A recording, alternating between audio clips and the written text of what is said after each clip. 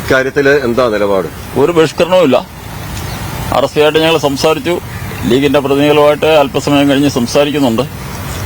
നാളത്തെ mayor, deputy mayor തെരഞ്ഞെടുപ്പിൽ ഞങ്ങൾ മേയർ സ്ഥാനാർത്ഥിയായിട്ട് തന്നെയാണ് AK ഹഫീസിനെ ഡിക്ലെയർ ചെയ്ത് മത്സരിച്ച് ജയിച്ചത്. ഹഫീസാണ് നാളെ മേയറായി ജയിക്കുന്നത്. ഞങ്ങൾ നാളെ ഡെപ്യൂട്ടി മേയറായി ഉദയ സുകുമാരനെ, ഞങ്ങളുടെയൊക്കെ പഴയ സ്നേഹിതൻ കരുമാലി സുകുമാരന്റെ സഹധർമ്മിണി ഉദയ സുകുമാരനെയാണ് നാളെ ഡെപ്യൂട്ടി മേയർ സ്ഥാനത്തേക്ക് ഞങ്ങൾ നിയോഗിച്ചിട്ടുള്ളത്. 2:30 നടക്കുന്ന തെരഞ്ഞെടുപ്പിൽ അവരും നാളെ ഡെപ്യൂട്ടി മേയറായി വിജയിച്ച് വരും. ഘടകകക്ഷികളുമായിട്ടുള്ള ചർച്ച ഞങ്ങൾ തുടരുന്നുണ്ട്. ഞങ്ങളുടെ സംസ്ഥാനതല നേതാക്കൾ തന്നെ ബന്ധപ്പെട്ട് അവരുമായി സംസാരിച്ച് അമിക്കബിൾ സിറ്റുവേഷൻ ഉണ്ടാകും എന്ന കാര്യത്തിൽ ഐ ആം ഫുള്ളി കോൺഫിഡന്റ്. എനിക്ക് പൂർണ്ണ വിശ്വാസമുണ്ട്.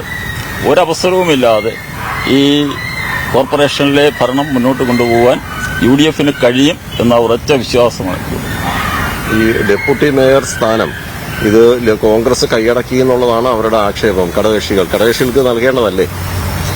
അങ്ങനെ ഒരു ആക്ഷേപം അവർക്കുണ്ടെന്ന് തോന്നുന്നില്ല. അവർ ചില നിർദ്ദേശങ്ങൾ വെച്ചിരുന്നു.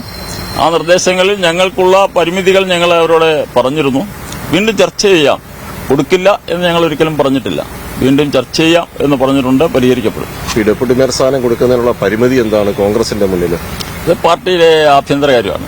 അത് ഞാൻ പുറത്ത് പറയുന്നത് ഉചിതമാണ് എന്നെനിക്ക് തോന്നുന്നില്ല. ഞങ്ങളുടേതായ ഒരു ശൈലിയും ഒരു വീക്ഷണവും എല്ലാം ഉണ്ടല്ലോ.